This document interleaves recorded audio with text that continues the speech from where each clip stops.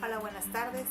Mi nombre es Lian Cristi Santos Gómez. Hoy tenemos un programa especial, tomando en cuenta que ya empezamos en el mes de septiembre y empieza el mes patrio.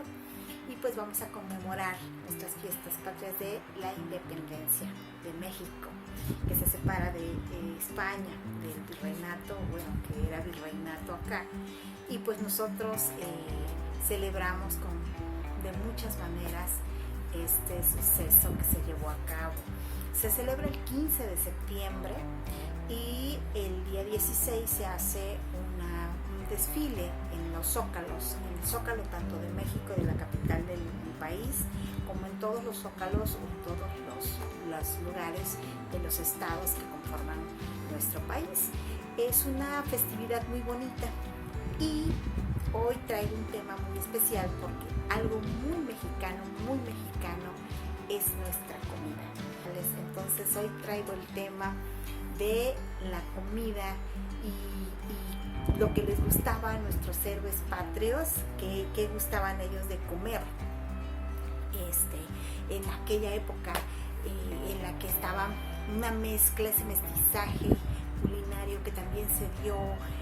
Cómo intervinieron también las monjitas, porque también ellas eran grandes cocineras, y aunado esa riqueza que aportó México a estas nuevas personas, españoles que se enamoraron de esta tierra, españoles que disfrutaron de todo lo que encontraron acá. Y pues vamos a empezar el programa, la comida como fiesta mexicana. Espero que les guste. Primeramente vamos a hablar sobre un platillo que es la base de todo mexicano. Yo en lo personal no me podría ir a vivir tan fácilmente a otro país. Todos los países son hermosos, pero yo la verdad extrañaría mis deliciosas tortillas. La tortilla dice que es un platillo, es algo que surgió y que se utiliza desde hace más de 7,000 años antes de Cristo. Las personas que ya habitábamos acá, nuestros indígenas que vivían acá, ellos degustaban la tortilla y es muy interesante la forma en cómo ellos traen sus mitos, así como cualquier otro país. Aquí también ellos tenían un mito de cómo surge el maíz, en específico el dios del maíz. La historia del maíz nos dice que es muy antigua, que es de donde surgen las tortillas. La historia del maíz la podemos ver en un libro denominado el Popol Vuh. Ahí viene un mito que habla de que Quetzalcóatl, la mismísima serpiente emplumada, baja al Mictlán, en donde estaban supuestamente los huesos de los que todavía no habían nacido, y trae huesos de hombre y mujer y se lo entrega a la diosa Coatlicue, que es la madre de todos los dioses y la madre tierra, y esta muele esos huesos con maíz, y de ese polvo que forma un poco de agua genera al hombre y a la mujer, al primer hombre y a la primera mujer. Entonces se dice que por eso el mexicano o las personas que viven aquí, que traemos esa sangre indígena, no podemos vivir sin este riquísimo grano que es el maíz y del que surgen las tortillas. Pero esa no es la única historia del maíz. Se dice que en Chalco se cuenta otra historia. Se dice que del cielo bajaron otros dioses y Piltzin-Tecutli baja a una cueva y se acuesta con Xochiquetzal, y de allí nace Centeotl, que es el dios del maíz. Centeotl nos dice que se metió bajo la tierra y dio a su vez otras semillas. De sus cabellos nació el algodón, de sus dedos el camote y de sus uñas otra clase de maíz.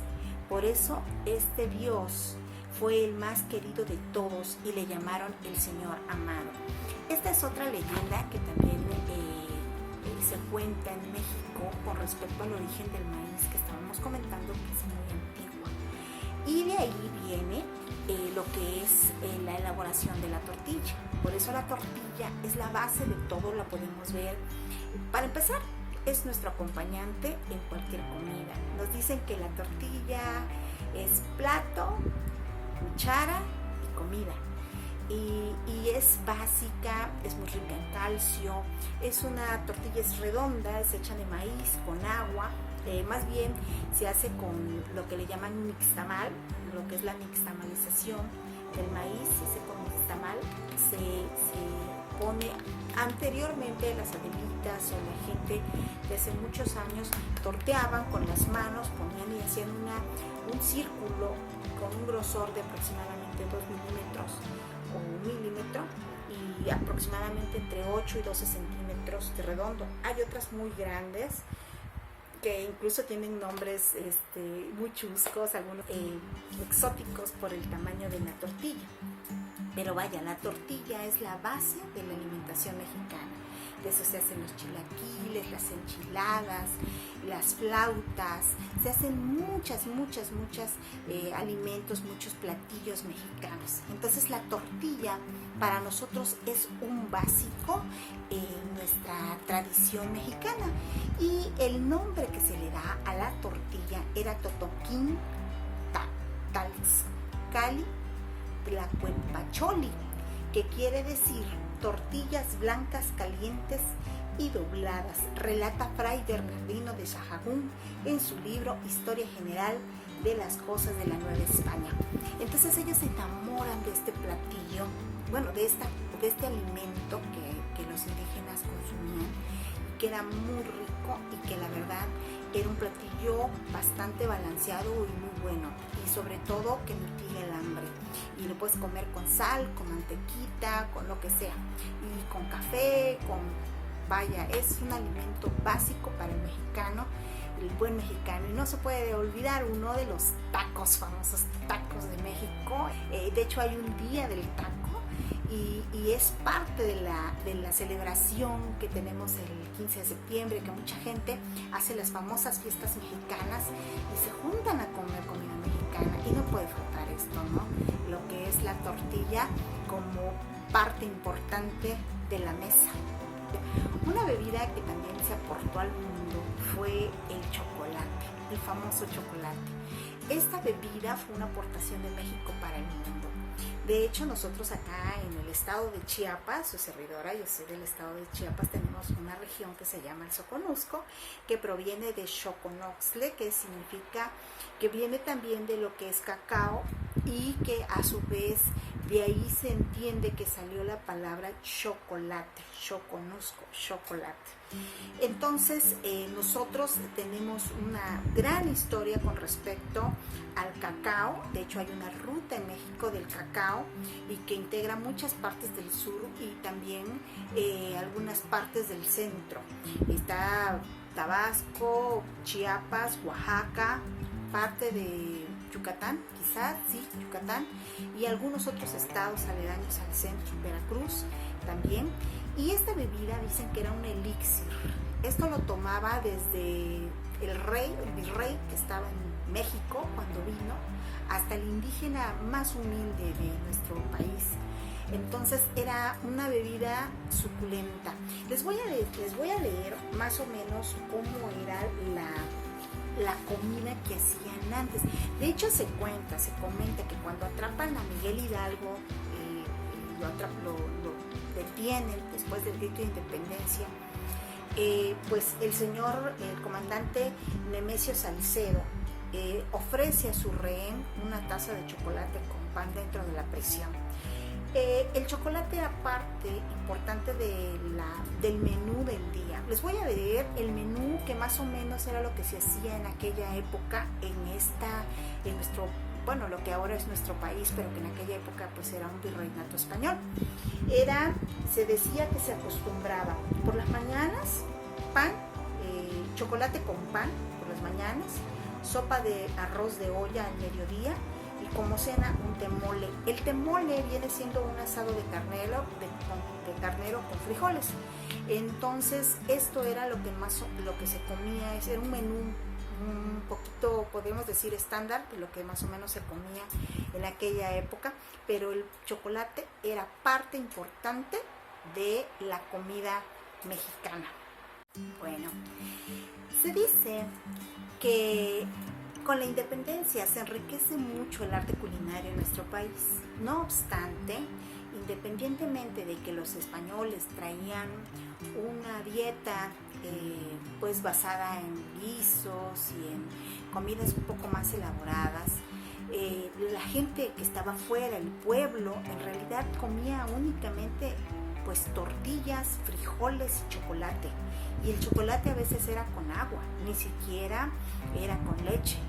Y el nenepil, que es una tripa que se hace del menudo, y se hacía menudo con el nenepil.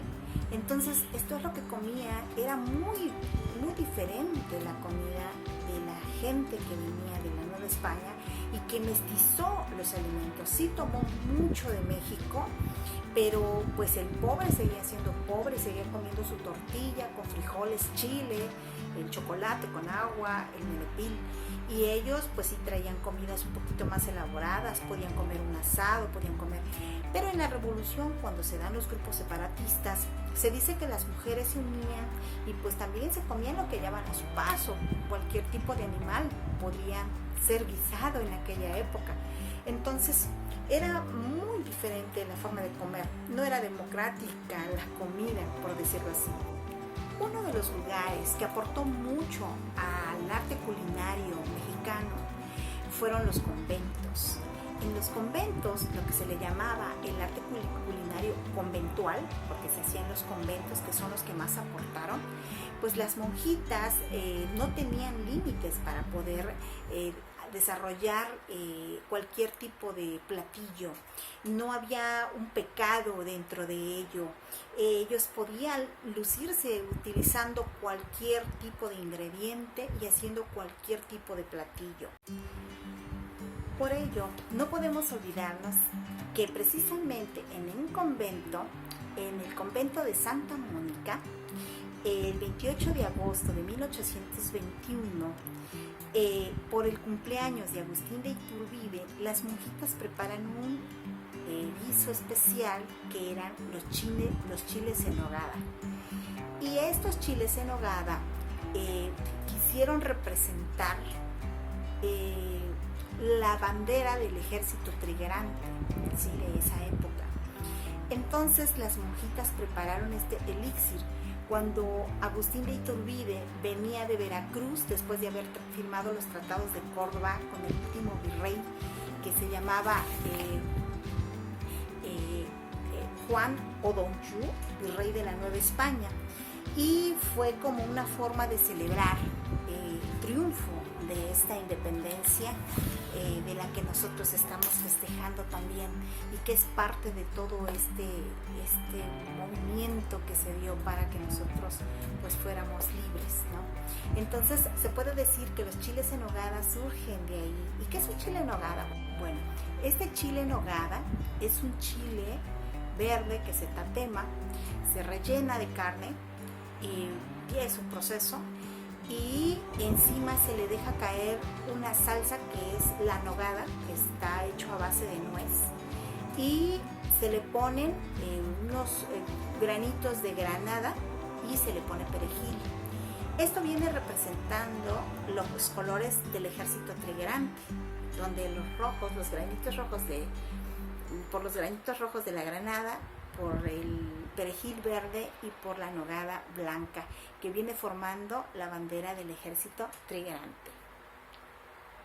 Bueno, otro platillo que realmente es un ícono para México es el famoso mole.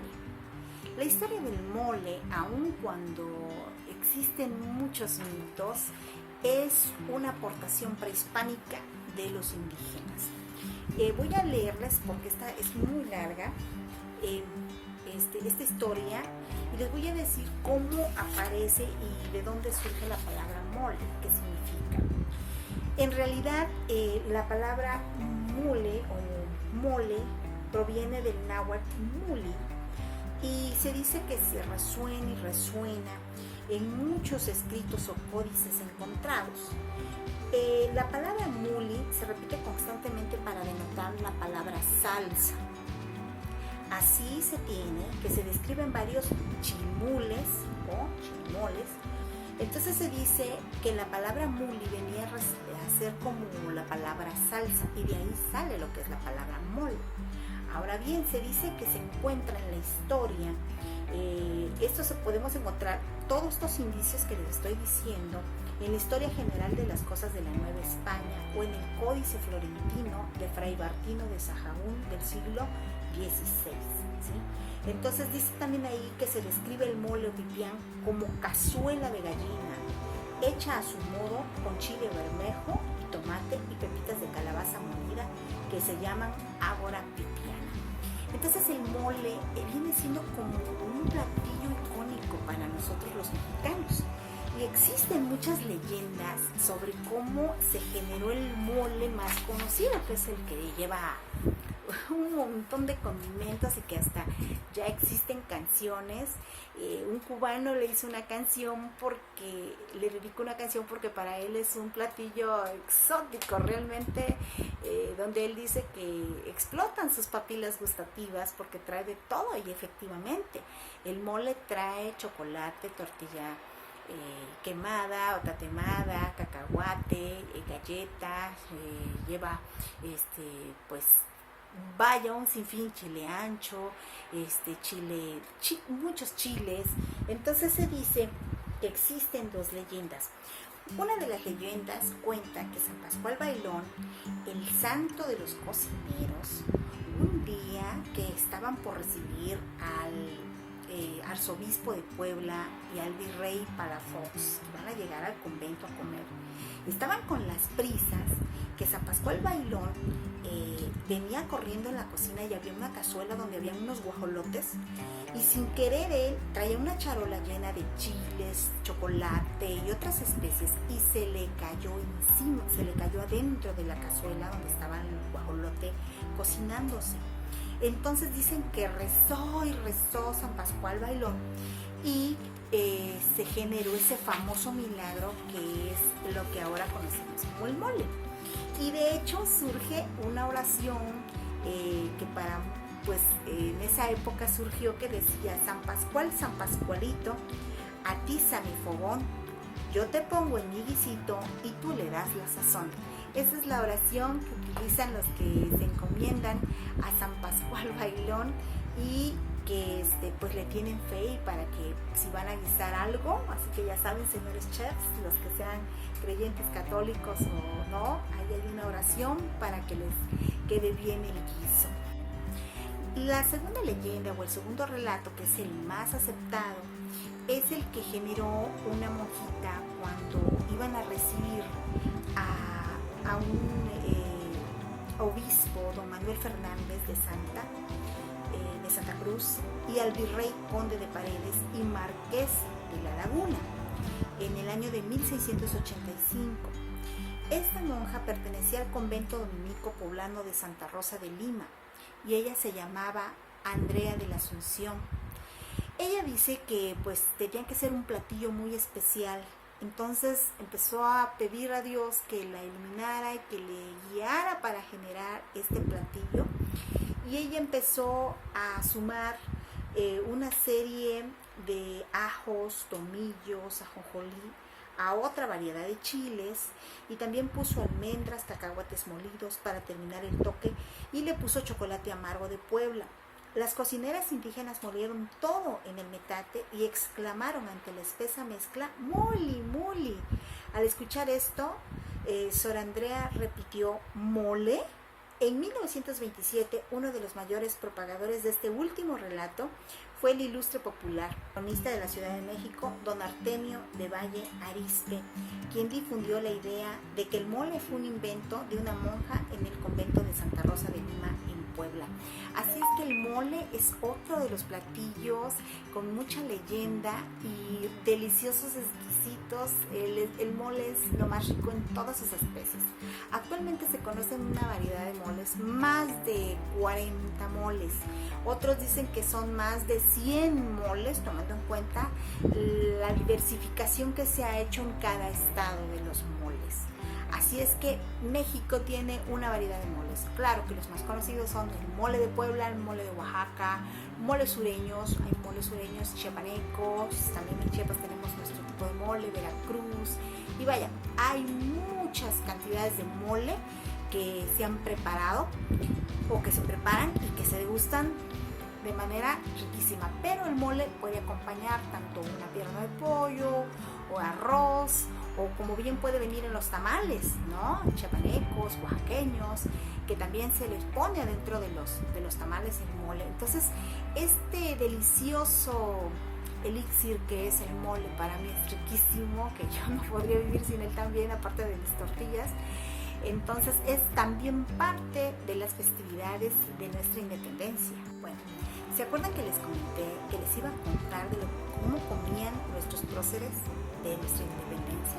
Pues bueno, les tengo algunos de los gustos que ellos tenían con respecto a algunos platillos. Vamos a empezar con don Miguel Hidalgo y Costilla. Se cuenta que él le fascinaba escuchar los sones de los indígenas, cantos con los indígenas, y él era muy allegado a los indígenas y a la gente muy humilde. Y en Navidad, en las vísperas navideñas, él mandaba matar alrededor de 25 o 30 guajolotes y los mandaba a preparar con las beatas que estaban al servicio de él en la iglesia, ¿no? En el convento. Bueno, en la iglesia donde él estaba, ¿no? Como sacerdote. Y les daba de comer guajolote a toda la gente humilde que no tenía para pasar pues una Navidad como lo pasaban los virreyes o eso. Ese era uno de sus gustos favoritos, el guajolote.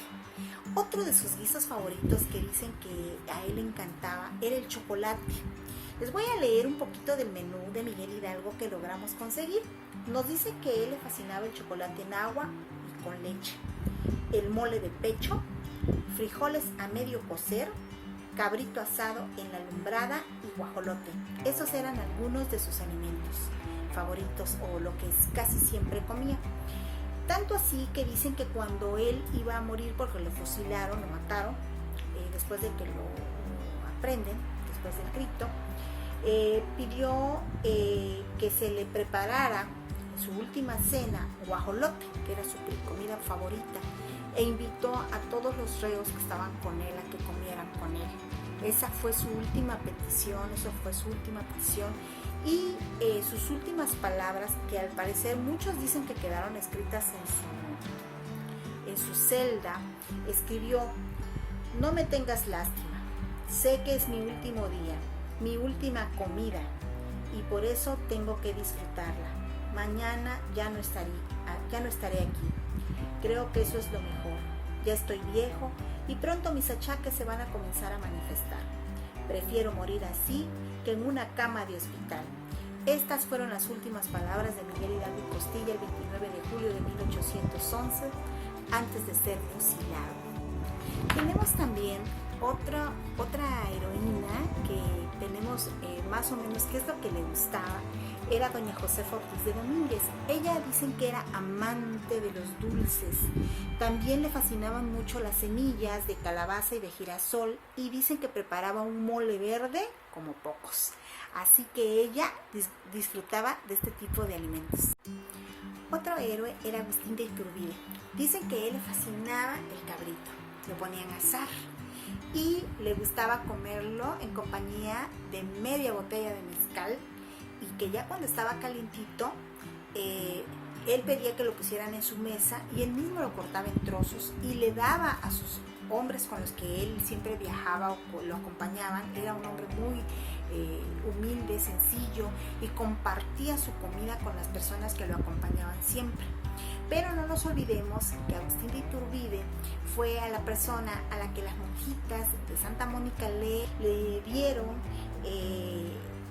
pues los chiles en nogada con motivo de su cumpleaños el 28 de agosto de 1821, y fue también como una conmemoración o como un festejo de que él venía de firmar ya los últimos tratados de la independencia, y venía de Córdoba y pasó por Puebla, y ahí le entregan los chiles en nogada, que viene a representar los 3 colores de la bandera del ejército trigarante. Bueno, otro prócer fue José María Morelos y Pavón. él le gustaba comer la carne seca, la cual remojaba con un poco de mezcal para que se pusiera un poquito blandita y la pudiera degustar mejor. Pero dicen que a él despreciaba el vino y la cerveza porque él decía que eso era de gachupines. Él lo que le fascinaba de las bebidas era el famoso pulque o tlachique. Él era asiduo a esta bebida porque él decía que eso era una bebida de los ancestros y que para él esa era la bebida mejor que podía estar tomando en esa época. Para el final dejé un platillo especial. Como ya les había comentado, en estas fiestas patrias se come chiles en nogada, tacos, pambazos, tamales, moles, lo que quieran de mole, con pollo, con arroz y vaya, una serie de suculentos manjares mexicanos y también de bebidas como el mezcal, como el pulque, que acompañan nuestra comida mexicana. Pero hay una comida en especial que en muchas partes del país sirve y que trae consigo una historia fascinante, incluso de mitos y leyendas. Esta comida es el pozole. El pozole es una comida que viene desde la época prehispánica, se dice que Moctezuma lo consumía, era uno de sus platillos favoritos y que él celebraba, comía esta comida cuando celebraban al dios Zipetotec, que era el dios al que se le ofrendaba. Esta comida, pozole, del náhuatl, espuma, se le dice así porque esta comida se hace a base de un maíz o un grano que se llama cacahuatzintle. Este cacahuatzintle se pone a hervir y para que se le quite la cascarita de encima, ¿sí? Pero al momento de que se le empiece a quitar la cascarita de encima, empieza como a hacer como una florecita, como si fuera una palomita de maíz. Entonces, pero como estaba hirviendo y al verse esto, parecía una espuma. Entonces, por eso se le puso pozole, que significa espuma, ¿sí? Pero ahí vienen los mitos y las leyendas.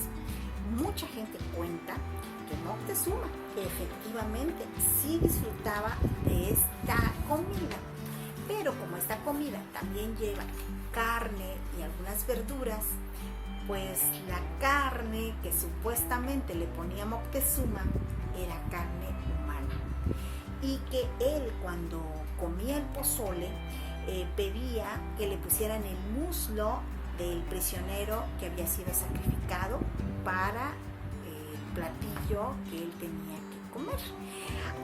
Pues Fray Bernardino dice en su libro que mucha gente decía que Moctezuma comía carne humana, o sea, habían actos de canibalismo para degustar este tipo de platillos, pero que él en realidad jamás vio a Moctezuma comiendo carne humana, nunca lo vio haciendo este tipo de cosas, ¿no? Entonces queda como un mito. Otros dicen que a lo mejor no era carne humana, sino que era un tipo de perro que nosotros aquí es una especie de can, un perrito que se le llama Xoloescuintle. De hecho sale en una película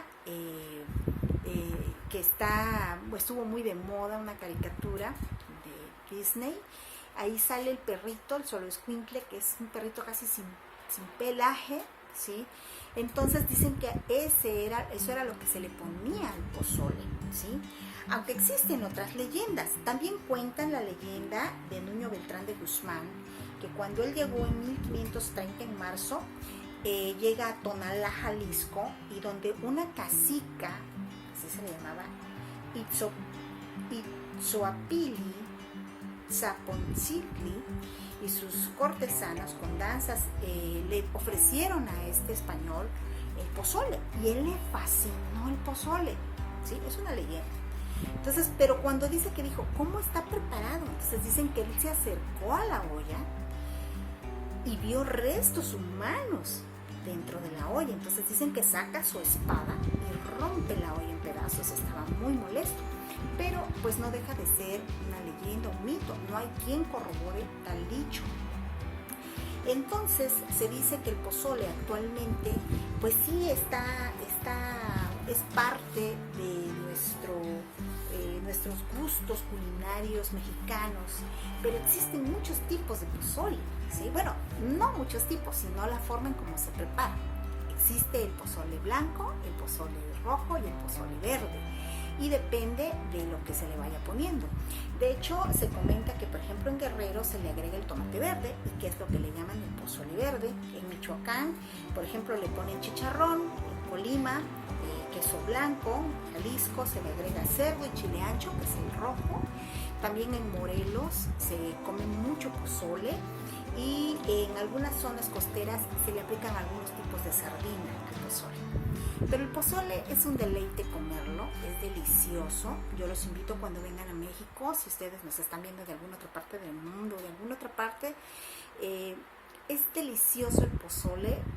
Pues actualmente se hace de pollo, de cerdo, cualquiera de los dos. Hay combinados, existe gente que lo hace de las dos formas, pero es un manjar, y gente que ha venido de fuera a comerlo realmente se queda fascinada por el platillo, y es uno de los platillos que coronan nuestras fiestas patrias. Entonces ese platillo nunca va a poder faltar. Bueno, algo que no se me puede pasar por alto es que este platillo, así como todos los otros que les mencioné con respecto al mole, los chiles en nogada, vaya, la gran cantidad de platillos que existen en México, así como el pozole, este último platillo que mencionamos, pues conforman la cocina tradicional mexicana, que actualmente es considerada como patrimonio inmaterial de la humanidad. Pues bueno, esto era lo que yo les quería traer para el día de hoy. Estos platillos, esta historia con respecto a la comida mexicana. Ahorita que estamos en épocas patrias, vamos a traer este mes un poquito de historia, para que pues también vayamos instruyéndonos. Para quienes no nos conocen, en México tenemos muchas tradiciones y mucha fiesta. El mexicano es de fiesta, de alegría, y dicen que ni la muerte puede hacer mella en él, y también celebramos el Día de Muertos. Ya vendrá algún programa con respecto a eso, pero el día de hoy les quería empezar nuestro mes patrio con la historia de nuestra comida mexicana, y cómo celebramos nosotros en México nuestro Día de Independencia. Bueno, pues eso es todo. Muchas gracias por estar conmigo y espero que les haya gustado. Si tienen algún tema en especial que ustedes quieran que nosotros subamos, con mucho gusto lo haremos. Pónganos como sugerencia y lo vamos a hacer. Gracias.